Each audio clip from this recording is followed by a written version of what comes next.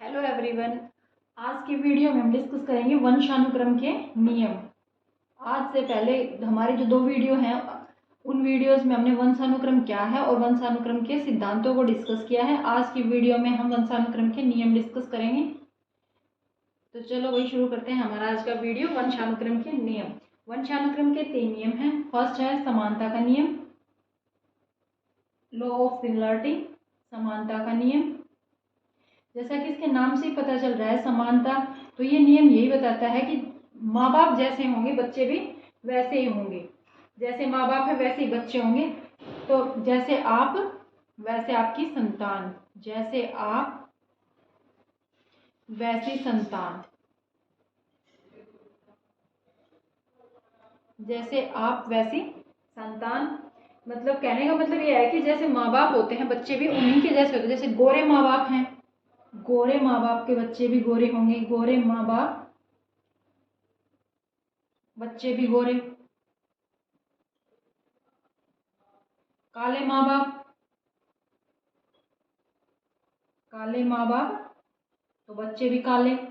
ऐसे क्यों होता है? क्योंकि ये बच्चों को जो अपने पेरेंट्स से गुणसूत्र, क्रोमोसोम्स और जीन्स मिले होते हैं उनके उनके अकॉर्डिंग ऐसा होता है कि माँ बाप के जो गुण और विशेषताएं होती है वो बच्चों में आ जाते हैं। अब पेरेंट्स अगर बुद्धिमान है तो बच्चे बुद्धिमान होंगे, ठीक है ना। तो बच्चा भी क्या होगा? बच्चा बुद्धिमान होगा। पेरेंट्स अगर कम बुद्धिमान है तो बच्चे भी कम बुद्धिमान होंगे। अल्प बुद्धि है, पेरेंट्स अल्प बुद्धि है तो बच्चे भी अल्प बुद्धि होंगे। तो बच्चा क्या होगा? अल्प बुद्धि।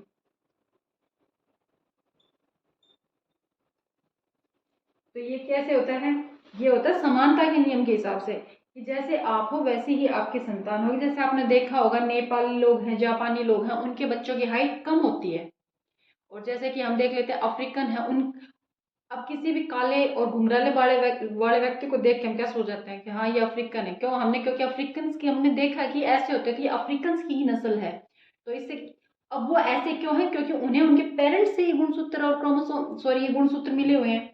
ये गुण और विशेषताएं जो है, काले रंग, काला रंग, घुंघराले बाल, ये कहाँ से मिले उन्हें? उनके अपने माँ बाप से मिले। तो वो इसी नियम के अकॉर्डिंग है कि समानता के नियम, जैसे आप हो वैसे ही आपकी संतान होगी।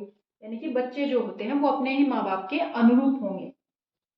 पर अब ये तो बात होती है समानता तक।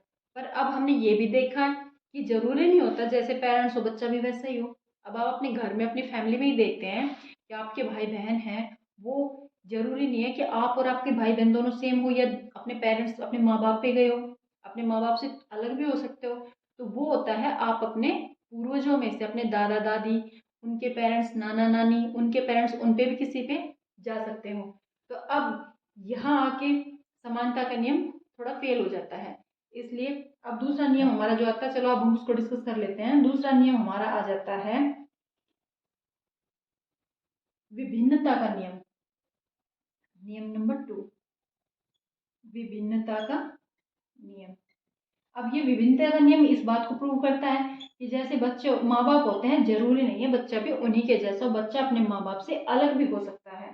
जैसे बच्चा अपने माँ बाप से अलग होगा।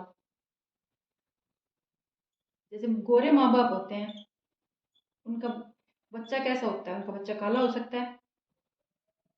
तो वो क्यों होता है? वो विभिन्नता का नियम कैसे प्रूव होता है? वो ऐसे होता है। अब उसमें तो समानता के नियम में तो हमने बोल दिया था कि गोरे माँ बाप का बच्चा गोरा है। पर क्यों है भाई? क्योंकि उसे गुणसूत्र जो है अपने माँ बाप से मिले हैं। अब हम ये कहते हैं क्या विभिन्नता के नियम में बच्चे को गुणसूत्र नहीं मिलते? मिलते हैं। पर वो क्या होता है कि बच्चे जो गोरे माँ बाप हैं, गोरे माँ बाप हैं और बच्चा काला है, या माँ बाप काले हैं और बच्चा गोरा हो जाता है, मान लो, ठीक है ना। या माँ बाप बुद्धिमान है और बच्चा बिल्कुल ही डम। तो वो ऐसा क्यों होता है? वो इसलिए होता है यहाँ आपके जो पूर्वज हैं, क्योंकि गुणसूत्र तो आपके पूर्वज ने भी तो दिए हैं ना आपको। आपने पढ़ा भी होगा पीछे जो ये सिद्धांत थे, उनमें जो गुणसूत्र आपके पूर्वजों ने दिए हैं वो भी तो आते हैं बच्चों में। पूर्वजों के गुणसूत्र भी तो आते हैं, पूर्वजों के गुणसूत्र बच्चों में आते हैं। आते हैं ना। तो अब वो ऐसे होता है कि माँ बाप गोरे हैं, पर हो सकता है आपके दादा दादी, नाना नानी या उनके पेरेंट्स में से कोई काले रंग का हो, और वो गुण अब आप में आ गया हो, बच्चे में आ गया हो। ठीक है ना, इस वजह से। या कि आप माँ बाप हो सकता है वो अच्छे हैं, दिमाग से पढ़ाई मतलब कि इंटेलिजेंट है, पर बच्चा क्या है, कम इंटेलिजेंट हो। या माँ बाप शांत स्वभाव के हो, बच्चा उद्दंड हो। तो वो क्या होता है कि ये सब चीजें जो उसके पूर्वजों के गुणसूत्र होते हैं ना, वहां से इनमें बच्चे में ट्रांसफर होती है। तो यहाँ विभिन्नता का नियम काम करता है। और इस नियम को प्रूव करने के लिए, जैसे आपने पढ़ा होगा, मैंने पहले 2 वीडियोज में, जो पहला इससे नेक्स्ट पीछे का वीडियो है, उसमें वंशानुक्रम के नियम को समझाया था, न सिद्धांतों को समझाया। उसमें मेंडले, लेमार्क और डार्विन, इन तीनों ने यही बात प्रूव की है अपने एक्सपेरिमेंट्स में कि कैसे विंता का नियम काम करता है। तो प्लीज आप उनको देख लीजिए। अब उनको यहाँ डिस्कस कर रहा हूँ तो बहुत लंबा वीडियो हो जाएगा। मेंडले ने जैसे मटर पर छोटी और बड़ी मटर को साथ उगाया था, टोल और स्मॉल मटर्स को उगाया, और वो सारी टोल हो गई। तो यहाँ पेरेंट्स का, और इस टोल मटर से, जैसे कि उन्होंने टोल और स्मॉल दोनों मटर्स को उगाया, सारी मटर टोल हो गई। अब इस टोल मटर से फिर कोई टोल है, कोई स्मॉल है, कोई टोल है। तो ये कैसे हुआ, जो स्मॉल नियम था। अब ये तो पेरेंट लगा लो, टोल पेरेंट थे, पर इस पेरेंट्स को जो ये स्मॉल यहाँ से स्मॉल से गुणसूत्र मिले थे, स्मॉल पेरेंट मतलब कि इनके पेरेंट मान लो आप, ये इस टोल पेरेंट को स्मॉल पेरेंट से जो गुणसूत्र मिले थे वो यहाँ काम कर गए ना। तो इस तरह से विभिन्नता का नियम बन गया। आप प्लीज इनको समझ लीजिएगा पीछे की वीडियो में, तो आपको ये जो है विभिन्नता का नियम, ये एग्जैक्टली बहुत अच्छे से समझ में आ जाएगा। तो विभिन्नता का नियम ऐसे ही काम करता है कि बच्चे अपने माँ बाप से अलग हो सकते हैं। वो कैसे, कि वो उसके पूर्वजों से जो उसे क्रोमोसोम्स और जीन्स मिलते हैं, जो गुणसूत्र मिलते हैं, उनका इफेक्ट होता है कि बच्चा अपने माँ बाप से अलग होकर गोरा है। माँ बाप गोरे हैं तो बच्चा काला है, बच्चे का माँ बाप काले हैं तो बच्चा गोरा है, या माँ बाप बुद्धिमान है तो बच्चा कम बुद्धिमान है। ठीक है ना, ये इस तरह से काम करता है विभिन्नता का नियम। और ये क्या होता है कि बच्चा, इसमें क्या होता है कि बच्चा में जो जीन्स मिलते हैं वो उसके माँ बाप से मिलते हैं, पर उसे ये फिक्स नहीं होता है। जीन्स जो बच्चों को जो जीन्स अपने पेरेंट्स से मिलते हैं, जो गुणसूत्र माँ बाप से मिलते हैं, माँ बाप से मिलते हैं, जो गुणसूत्र माँ बाप से मिलते हैं, वो संयोग से मिलते हैं।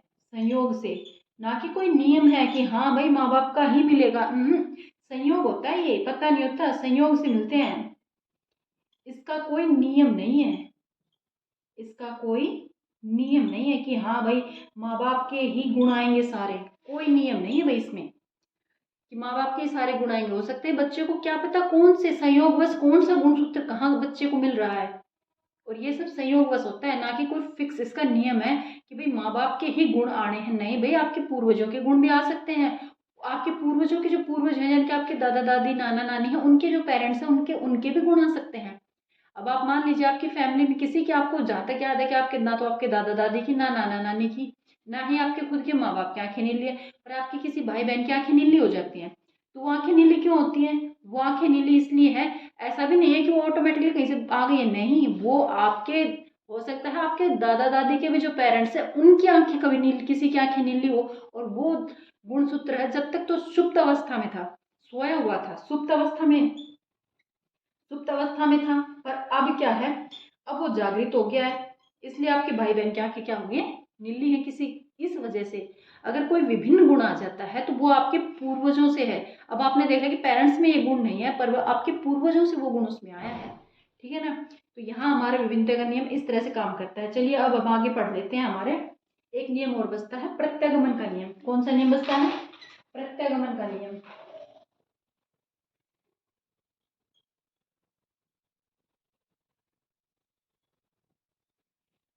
अब इसको डिस्कस कर लेते हैं, क्या है भाई ये प्रत्यागमन का नियम।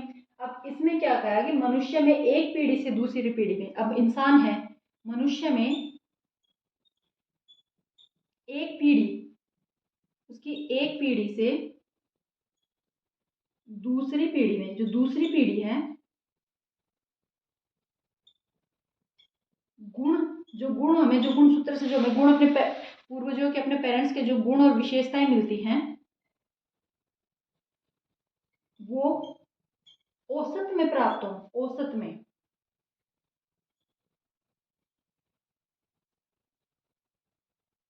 औसत में प्राप्त होती हैं। औसत का मतलब हो गया यहाँ एवरेज, एवरेज में। एवरेज में कैसे, अब इसको भी समझ लेते हैं। अब आप एक बात मान लीजिए, जैसे पेरेंट्स लंबे हैं, ठीक है, और उनका बच्चा क्या हो जाए, कम लंबा, उनसे कम लंबा, यानी कि अब यहाँ औसत है, ये औसत का सिंबल है। अब ये देख लीजिए, पेरेंट्स तो लंबे हो गए, बच्चा कम लंबा है, पेरेंट्स से कम लंबा है पर लंबा है, लंबा है, औसत औसत तक तो पहुंच गया जो औसत लंबाई होती है, पर उतना लंबा नहीं जितने उस लंबे उसके पेरेंट्स लंबे हैं, जितने उतना लंबा बच्चा नहीं है। क्यों नहीं है, क्योंकि यहाँ प्रत्यागमन का नियम काम कर रहा है कि मनुष्य की एक पीढ़ी से दूसरी पीढ़ी में जो गुण जाते हैं वो औसत तक पहुंचते हैं, उससे ज्यादा आगे नहीं पहुंचते। जैसे कि अब यहाँ जैसे छोटे माँ बाप है, मान लो हाइट माँ बाप की छोटी है और ये औसत का सिंबल है, अब बच्चा यहाँ तक पहुंच गया औसत तक, तो बच्चा माँ बाप से तो लंबा हो गया ना, माँ बाप से लंबा, पर माँ बाप से लंबा हो गया पर औसत तक ही पहुंचा, वो ज्यादा लंबा भी नहीं है, पर अपने माँ बाप से तो लंबा हो गया ना। यहाँ ये नियम यहाँ भी ऐसे ही काम करता है कि पेरेंट्स बहुत अधिक लंबे हैं पर बच्चा तो औसत तक ही पहुंचा है। इसका मतलब क्या है कि जरूरी नहीं है कि जो बच्चा, सॉरी, पेरेंट्स जो बुद्धिमान है तो उनका बच्चा भी उतना ही बुद्धिमान हो। मान लीजिए बुद्धिमान पेरेंट्स है, बुद्धिमान माँ बाप का बच्चा जरूरी नहीं है उतना ही बुद्धिमान हो, वो कम बुद्धिमान हो सकता है। ऐसा क्यों, क्योंकि यहाँ औसत जो प्रत्यागमन का नियम है वो काम कर रहा है, यहाँ बच्चा औसत तक पहुंचता है, बुद्धिमान तो वो होगा पर जरूरी नहीं है उन्हीं के जितना बुद्धिमान हो, उनसे कम होगा, तो यहाँ औसत का नियम काम करेगा।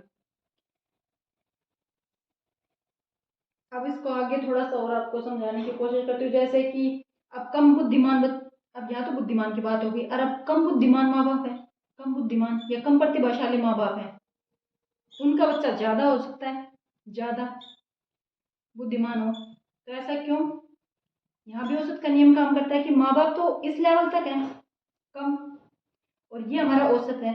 अब बच्चा औसत पे पहुंच गया, है तो कम, माँ बाप कम है, बच्चा औसत पे पहुंच गया तो माँ बाप से तो ज्यादा पहुंच गया, बच्चा बच्चा पेरेंट्स से ज्यादा पहुंच गया ना। औसत लेवल पर है पर वो पेरेंट्स कम है तो वो ज्यादा हो गया, यहाँ पेरेंट्स में ज्यादा इंटेलिजेंस थी तो बच्चा औसत पे पहुंचा तो वो पेरेंट्स से कम हो गया, है दोनों ही औसत पर यहाँ कम में ज्यादा हो गया और यहाँ ज्यादा में कम हो गया। जैसे आपने देखा होगा बहुत सी ऐसे लोग हैं जो बहुत ही प्रसिद्ध हैं, कोई साइंटिस्ट है, कोई अच्छे बड़े डॉक्टर्स हैं या कोई कलाकार है, वो बहुत ऊंचाइयों पे फेमस हैं पर उनके बच्चे क्या होते हैं, उतने फेमस नहीं हो पाते हैं। वो कैसे होते हैं, वो इसी प्रत्यागमन के नियम से ही होते हैं।